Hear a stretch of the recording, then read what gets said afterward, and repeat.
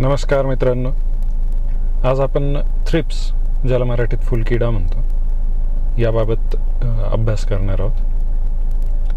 सर्वात पहिले कुठल्याही कीटकाबद्दल माहिती घ्यायची तर त्याआधी आपण हे ध्यानात घेणं फार आवश्यक आहे की निसर्गाने प्रत्येक किडीला वेगवेगळ्या परिस्थितींमध्ये स्वतःचा बचाव कसा करायचा ह्या हिशोबाने त्यांना पहिलेच शक्ती दिलेली आहे किंवा तसं तयार करूनच पाठवलेलं आहे.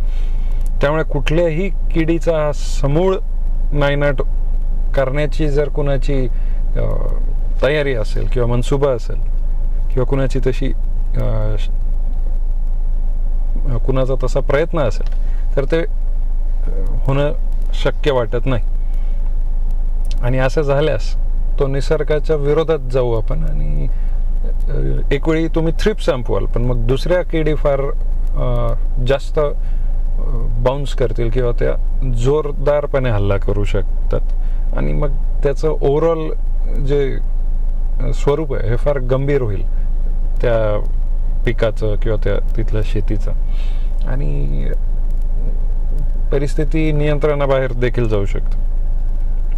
असो, तर सुरू करूयात आजच्या किडीचा अभ्यास, थ्रिप्स.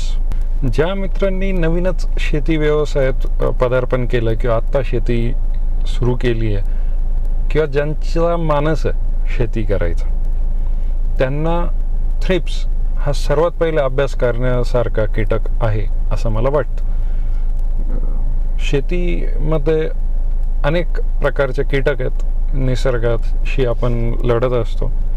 तर सर्वात पहिले ह्या किडीची ओळख असणं गरजेचं आहे, कारण ह्या किडीचा अभ्यास किंवा अनुभव नसल्यास किती तुफान नुकसान होऊ शकतं हे जेव्हा या किडीबद्दल आपण जाणू तेव्हाच समजेल. थ्रिप्सचं जे जैविक नाव आहे त्याला थायोसायनोप्टेरा असं इन जनरल म्हणतात. याचे परत पुढे वर्गीकरण होतं, पण त्यात मी जास्त जाण्याच्या इंटरेस्टमध्ये नाही. ह्या पलीकडे थ्रिप्सच्या वेगवेगळ्या स्पीशीज या वेगवेगळ्या पिकांमध्ये सापडतात. तुर्तास, जो आवडीचा विषय हा द्राक्ष असल्यामुळे, पूर्ण व्हिडिओ किंवा ही जी माहिती आहे आजची ही द्राक्षांवरील थ्रिप्सवर असेल, पण इन जनरल काही गोष्टी आहेत ज्या इतर पिकांवरही लागू होतात. त्यामुळे इतर पिकाची शेती करणारे शेतकऱ्यांनी सुद्धा ऐकल्यास त्यांना हा फायदाच होईल. साधारणतः इन जनरल थ्रिप्सची जी लांबी आहे ही 0.3 ते 3 मिलीमीटर, मॅक्झिमम 3 मिलीमीटर म्हणजे सेंटीमीटर हुनही छोट, एवढी फक्त लांबी असते. याचा आकार जो आहे हा अंडाकृती ओव्हल शेप असा ओव्हरऑल किडीचा हे असतो शेप. त्यानंतर 6 पाय इन जनरली असतात आणि पंखांद्वारे ते इथून तिथे उडतात. आता जे सगळ्यात पहिला विषय की किडीची लांबी ही एवढी छोटी असल्यामुळे सहजासहजी ती दिसत नाही आणि तिची उडी म्हणजे एक उडी मारली तर जास्त लांब त्यांना जाता येत नाही, त्यांना हॉपिंग करावं लागतं. तर त्यामुळे लवकर लक्षात येत नाही.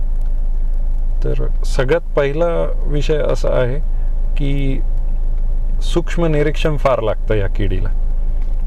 ओके, परत पुढे जाऊयात. द्राक्ष शेतीमध्ये 2 प्रकारचे थ्रिप्स आहेत, पिवळे आणि काळे. विदेशात जे द्राक्ष शेती होते त्याच्यात लाल रंगाचेही फुलकिडे रिपोर्ट केलेले आहेत. तर साईजहून परत रिटर्न येतो की साईज ही खूप छोटी असल्यामुळे आकार, सर्व बागायतदारांना मी विनंती करेल की प्रत्येकाने एक छोटीशी भिंग, पोर्टेबल भिंग छोटीशी असते, लिटरली अंगठे एवढी, ती सोबत घेऊन फिरणं जेव्हाही बागेत चक्कर माराल तर ते आवश्यक आहे. ती एक चांगली सवय होऊ शकते पुढे. आता आपण थ्रिप्सचं थोडक्यात जीवनचक्र बघून घेऊ. एक मादा ही साधारणतः 30 दिवस जगते आणि एक मादा ही दिवसाला 2 ते 10 अंडे देऊ शकते. 20 ते 30 डिग्री तापमान जे आहे ह्यात एक अंड्यातनं नवीन थ्रिप्स बाहेर येतात. तर म्हणजे जे पोषक वातावरण आहे हे 20 ते 30 डिग्री आहे. तर 20 ते 30 डिग्री तापमानात आपल्या पिकातले ज्या कवळ्या फुटी असतील, फुलोरावस्था असेल, त्या काळात सर्वात जास्त काळजी घेणं अपेक्षित आहे. इन शॉर्ट, द्राक्ष पिकात ज्याही कवळ्या फुटी आहेत, जेव्हाही पिकामध्ये कवळ्या फुटी आहेत, तिथून तर 10 mm जो आपला द्राक्षमणी आहे त्याची साईज येईपर्यंत थ्रिप्सचा धोका खूप जास्त असतो. आणि जे इतर पीक आहेत त्यांच्यात जेव्हाही कवळ्या फुटी असतील तर तेव्हा थ्रिप्स हा हल्ला करतो. तर मग द्राक्षांमध्ये जेव्हा फ्लावरिंग स्टेज असते, म्हणजे फुलोर अवस्था असते, तर तेव्हा घडाचे देठ यांचं संरक्षण करणं जास्त गरजेचं आहे. आणि आधीच्या स्टेजला पानांवर सुद्धा डायरेक्टली किंवा रिकटमध्ये खूप मोठे अटॅक्स अनेकांनी बघितलेले असतील. तर परत एकदा आपण उजळणी करून घेऊ की कुठल्याही पिकात कवळ्या फुटी असतील किंवा फुलोरा अवस्था असेल तेव्हा सर्वात जास्त थ्रिप्स किंवा फुलकिडे हे हल्ला करतात, कारण त्यांना कवळ्या फुटींमधनं जास्त त्यांचं जे अन्न आहे ते मिळतं. ते कसं काम करतं किंवा काय करतं नक्की हल्ला करतं म्हणजे, तर कवळ्या फुटींमध्ये आपली चोच जी आहे ती टाकून त्यातलं सगळं जो रस आहे तो शोषून घेतात ते, आणि तिथेच आपला मल जे आहे ते सोडून देतो थ्रिप्स. आणि मग ते उडून गेल्यावर जेव्हा ही कवळी फूट मॅच्युअर होते, पूर्ण पक्व झालं पान, की मग आपल्याला तिथे विटकरी रंगाचे किंवा काळ्या रंगाचे डाग दिसतात. आणि मग तेव्हा लक्षात येतं की अरे इथे हल्ला झाला होता, जर दुर्लक्ष झालं शेतकऱ्याकडून तर.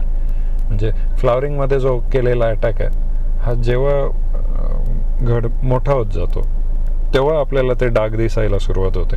8-10 mm आसपास क्लिअरली समजतं काही अनेक वेळा. आणि पण मग तोपर्यंत सगळं नुकसान झालेलं असतं. त्यामुळे हे एकदम मनाशी पक्क गाठ बांधली पाहिजे की लक्ष जे आहे ते खूप नीट देणं फार आवश्यक. भाजीपाल्यामध्ये पाण्याच्या वाट्या होतात जेव्हा व्हायरस चालला होतो, आणि असंच द्राक्षांमध्येही होतं खूप हेवी अटॅक असला. पण भाजीपाल्यामध्ये काय होतं की थ्रिप्सच्या अटॅकमुळे सुद्धा पानांच्या वाट्या होतात आणि व्हायरसच्या हल्ल्यामुळेही पानांच्या वाट्या होतात. तर ही एक थोडी ट्रिकी सिच्युएशन आहे. अनेकांनी लक्ष दिलं पाहिजे की हे थ्रिप्समुळे झालं आहे की व्हायरसमुळे. तर हा गैरसमज टाळण्यासाठी थ्रिप्सवर नीट लक्ष देणं आवश्यक आहे. 55 दिवस म्हणजे 10 mm स्टेज येईपर्यंत द्राक्ष बागेत नियमित चक्कर मारणं फार आवश्यक आहे. आता हे जे रोज निरीक्षणाला शेतात जे जाणं आवश्यक आहे, याला इंग्रजी शब्द आहे स्काउटिंग, SCOUTING, स्काउटिंग.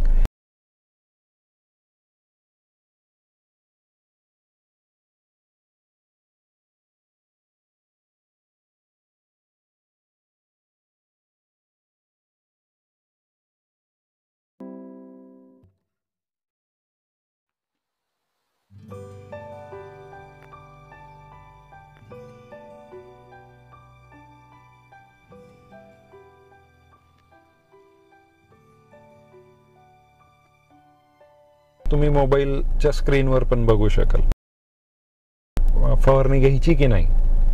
हे ह्या निर्णयावर येण्याआधी संख्या किती आहे कीटकांची, थ्रिप्सची, हे जाणून घेणं फार महत्त्वाचं. अनेकदा सकाळी स्प्रेसाठी चक्कर होतोच मळ्यात प्रत्येकाचं, पण कमी उन्हाच्या वेळी थ्रिप्स हा जास्त ॲक्टिव्ह नसतो.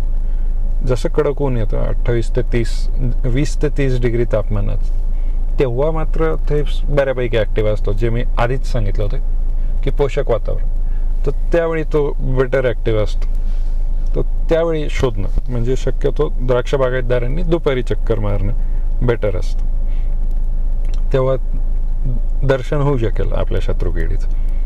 आणि ती बघायची कशी, शोधायची कशी, तर ज्या गोष्टींकडे थ्रिप्स आकर्षित होतो म्हणजे कवळ्या फुटी म्हणजे आपले शेंडे, तर त्यांच्याकडे आपण पहिले लक्ष ठेवावं. आणि द्राक्षचे घड फ्लावरिंगच्या स्टेजच्या दरम्यान, तर या 2 गोष्टींकडे आपल्याला लक्ष द्यायचं. नक्की कसे बघायचे थ्रिप्स?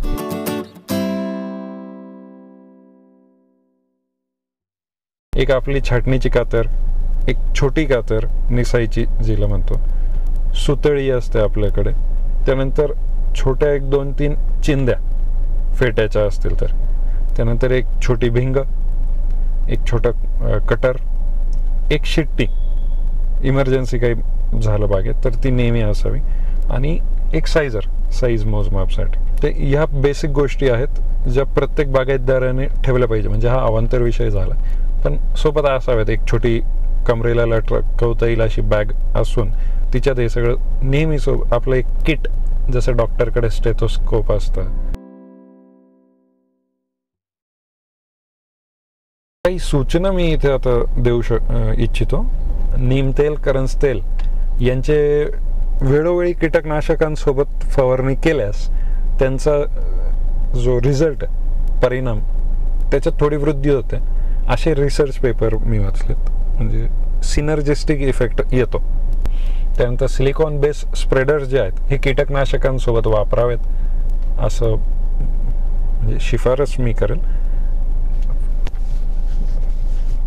इथे हे फार महत्त्वाचं आहे सर्वांनी ध्यानात घेणं की हे जे सिलिकॉन बेस स्प्रेडर्स आहेत हे फक्त कीटकनाशकांसोबत वापरायचे आहेत. बुरशीनाशकांसोबत त्याची बिलकुल शिफारस केली जात नाही आहे. आणि हे स्प्रेडर जे आहेत हे पत्ती रफ करतं असं काहींचं क्लेम आहे, पण ॲक्च्युली त्याच्यात तोच एक असेल असं नाही. अजूनही फायदा असे आहेत की कीटकात जे इन्सेक्टिसाईडचं पेनिट्रेशन आहे ते बेटर करून देतात. याशिवाय फवारणीची जी वेळ थ्रिप्ससाठीच्या ही सकाळी 10 ते 11 किंवा सायंकाळी 4 ते 5 अशी, म्हणजे चांगलं ऊन आल्यावर, तापमान हे 15-20 डिग्रीच्या वर असेल हे इन्श्युअर करून घ्यायचं, म्हणजे याची खात्री करून घ्यायची तुम्ही, आणि मग फवारणी घेतलेली बरी. अनेक वेळा कसं होतं की सकाळी आपला एखादा स्प्रे चालला आहे किंवा रात्री PGRचा स्प्रे चालला आहे, त्याच्यासोबत देऊ कीटकनाशक, असं नाही चलेगा, असं केलं नाही पाहिजे. एक सेपरेट स्प्रे होईल त्याचा, किंवा त्याच्यासोबत अजून काय मॅनेज करता येईल तर तसं बघावं.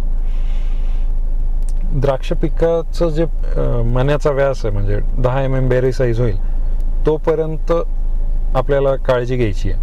पण त्याच्यानंतर सुद्धा ज्या फुटी येत असतील, काही शेंडे वाढत असतील, तर ते वेळोवेळी मोडून घेत चालावे. कारण ज्याही कवळ्या फुटी येतील तर तिथे थ्रिप्सचा हल्ला तर होऊच शकतो. तर ते ध्यानात घेणं फार महत्त्वाचं आहे. कीटकनाशक फवारणीसाठी जे पाणी आपण वापरणार आहे त्याचा pH 6 ते 8 असल्यास बेस्ट रिझल्ट्स मिळतील. तर तो एक मुद्दा ध्यानात घ्यावा, किंवा ती एक सूचना आहे. काही जे कीटकनाशक आहेत जे थ्रिप्सवर काम करतात यांचा इश्यू असा आहे की ते लाल कोळीला खाणारे जे आपले मित्र कीटक आहेत त्यांना मारतात. तर त्यामुळे लेट स्टेजेसला म्हणजे सेटिंगच्या अलीकडे पलीकडे तर खूप विचार करून ब्रॉड स्पेक्ट्रम इन्सेक्टिसाइड्स वापरावेत. नाही तर मग जर तसं झालं तर थ्रिप्सच्या कीटकनाशकांमुळे लाल कोळीचे मित्र कीड मरतील आणि लाल कोळीची समस्या वाढू शकते. तर ती एक तारेवरची कसरत आहे. शेतकऱ्यांनी तसं नियोजन प्रॉपरली करावं. थ्रिप्सला आकर्षित करण्यासाठी आहे ना आपण झेंडूचे झाडं पण जर पीक आपलं जे पीक आहे त्याच्या आसपास लावली बॉर्डर्सला अनेक ठिकाणी, तर येलो कलर हा ब्राईट असल्यामुळे थ्रिप्स आपल्या कवळ्या फुटिंगकडे पहिले जायच्या ऐवजी इकडे येत राहील झेंडूकडे, आणि अशा प्रकारे आपण त्याला डायव्हर्ट करू शकू. त्यानंतर जे येलो स्टिकी पॅड्स आहेत, पिवळे सापळे जे लावू आपण, हे जमिनीपासून 2 फुटाच्या आसपास लावतात. अनेक जण वरती लावतात.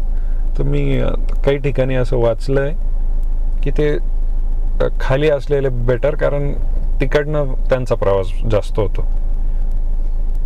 तो एक विषय. त्यानंतर मित्र कीटक जे आहेत थ्रिप्सचे, त्यांची नावं आहेत लेडीबग आणि मायन्यूट पायरेट बग. ते हे थ्रिप्सचे अंडे आणि इतर अळ्या खाऊन जगतात.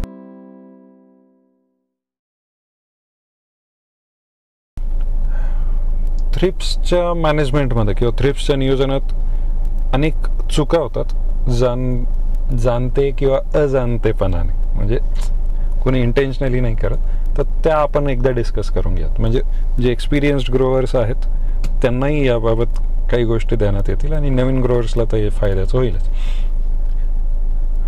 म्हणजे काय होतं की काही फार्मर्स हे डेली व्हिजिट नाही करत फार्म्सला. ते काहींचं लेबरच्या बेस्ड काम असतं, काहींचं कृषी सेवा केंद्रावर असतं आणि मग ते चालतंय, किंवा काहींचं शेड्यूलवर काम असतं. स्काउटिंग किंवा रोजचे फेरफटके आणि ऑब्झर्वेशन्स घेणं हे फार महत्त्वाचं आहे. काही जण मारतात पण त्यांचे टाईम चुकतात. जसं की मी बोललो, फक्त मॉर्निंगला जाऊन चालणार नाही. मॉर्निंगला वेगळा पर्पज असेल, आफ्टरनूनला आपला वेगळं पर्पज असेल. म्हणजे दुपारच्या फेरीमध्ये वेगळं आपलं हे असेल उद्दिष्ट. तर आणि काहींचा स्टेजेस झाल्यावर त्यांचे चक्कर होतात प्लॉटमध्ये. म्हणजे जेव्हा कवळ्या फुटी आहे तेव्हा नाही आहेत, जेव्हा मॅच्युअर्ड लीफ आहेत तेव्हा ते जात आहेत एव्हरीडे, तरी चालणार. हेवी पॉप्युलेशन नसताना फवारणीचा निर्णय घ्यावा की नाही हे सुद्धा एक महत्त्वाचा विषय. पुढचा जो मुद्दा आहे तो आहे की आमचे उत्पादन हे खूप भारी आहे, एकदा फवारला की 30 दिवस परत बागेत थ्रिप्सच दिसणार नाही साहेब, बिंदास वापरा, हे सांगणारे कंपनी प्रतिनिधी. किंवा काही असे विशिष्ट जैविक उत्पादन की जे बॉटलच्या लेबलवर लिहिलेलं असतं जैविक अर्क आहे वेगवेगळ्या झाडांचा नैसर्गिक, आणि फवारल्यावर दुसऱ्या दिवशी त्यांचा नॉकडाऊन इफेक्ट दिसतोय. तर हे क्लिअरली याचा अर्थ हा होतो की त्यात काही केमिकल ब्लेंड केलेले आहेत. तर या दोघी प्रकारच्या कृषी निविष्ठांपासून उत्पादकांनी सावधान राहायला हवं, सजग राहायला हवं. कारण एकदा झालं नुकसान की परत रिकव्हरी होणं फार अवघड असतं. जोवर कंपनी प्रतिनिधींचा विषय मी बोललो की त्यांचं कामच आहे सेल्स करणं, तर मग ते त्यासाठी प्रत्येक जण मी या तराजूमध्ये तोलत नाही आहे, मी काही विशिष्ट लोकांबद्दल बोलतो. तर प्रत्येकाने सजग राहावं. जो ही कंपनी प्रतिनिधी जेही दावे करेल ते तपासून बघावेत, ट्रायल घ्याव्यात छोट्या छोट्या, इतरांची डिस्कस करावं. ब्लाइंडली विश्वास ठेवणं हे फार घातक ठरू शकतं. फक्त विश्वास ठेवणंच नव्हे तर कुठलंही कीटकनाशक निवड करताना आणि खरेदी करताना शेतकऱ्यांनी सतर्क राहावं असं आव्हान मी या ठिकाणी परत करतो. दुसरा एक विषय आहे की चुकीच्या कीटकनाशकांची फवारणी. चुकीच्या इन द सेन्स की जे कीटकनाशक थ्रिप्सवर चालत नाही आहेत, पण कुणीतरी सांगितलं किंवा कुठेतरी वाचलं की थ्रिप्सवर हे पण चालतं आणि मग थ्रिप्सला तशी औषधं फवारली. म्हणजे एक्झाम्पल उदाहरण घ्यायचंच तर लॅम्बडा सायलोथ्रिन किंवा ज्याला आपण कराटे नावाने ओळखतो, थायोमिथोक्झाम म्हणजे ॲक्ट्रा, त्यानंतर क्लोथायोनिडिन, क्लोथियानिडिन, डेंटात्सू किंवा इमिडाक्लोप्रिड म्हणजे कॉन्फिडॉर. आता हे सगळे कीटकनाशकांची नावं आपल्याला माहिती आहेत आणि आपण वापरतो. हे यांचे लेबल क्लेम वेगळ्या गोष्टींसाठी आहेत, वेगळ्या कीटकांसाठी. म्हणजे कोणी एखादं मेलीबगसाठी असेल, कुठलं उडद्यासाठी असेल, पण हे थ्रिप्सवर काम करत नाही. तर आता जशी छाटणी होतोय आपल्या फवारण्या चालूच असतात वेगवेगळ्या.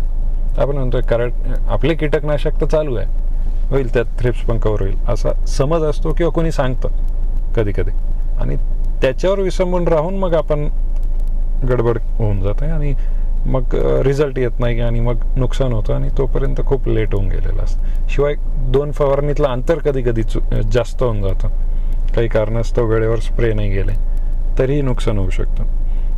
कीटकनाशकांचा जो योग्य डोस आहे तो न देणे ही सुद्धा एक मोठं चूक बागायतदारांकडनं किंवा शेतकऱ्यांकडनं होतं. कधी कधी अंडरडोस होतो, कधी ओव्हरडोस होतो. याने रेझिस्टन्स म्हणजे प्रतिकार क्षमता जी आहे कीटकाची ती वाढते आणि मग पुढच्या वेळी त्याच कीटकांचा बंदोबस्त व्हायला थोडा प्रॉब्लेम होत जातो.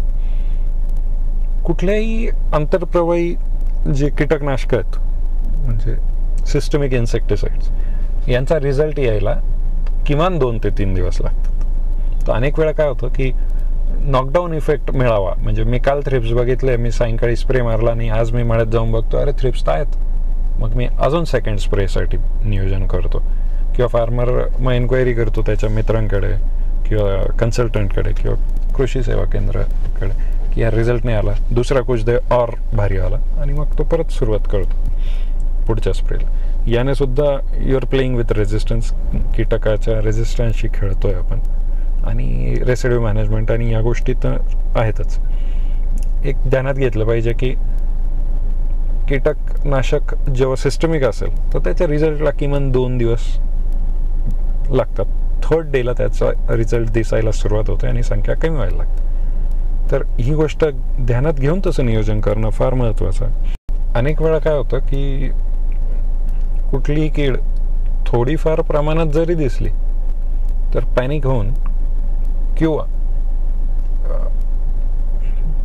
संख्या जी आहे थ्रिप्सची, याबाबत वर आपलं बोलणं झालं आहे पहिलेच, ती फार कमी असतानाही अनेक जण फवारणी देतात.